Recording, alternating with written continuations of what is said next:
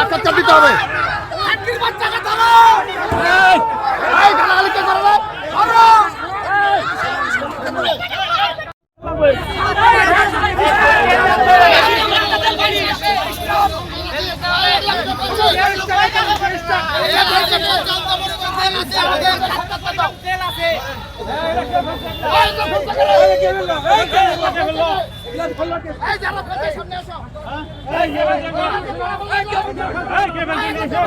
আচ্ছা স্যার, আজকে তেল কতগুলি ছিল আর কতগুলি তেল দেওয়া হলো একটু বলবেন? এবং মজুদ কতটুকু রয়েছে? হ্যাঁ, এখন এটা হচ্ছে আমাদের এখানে টোটাল মতো আমি একটু আমার পাম্পের এখানে কথা বলতে হবে।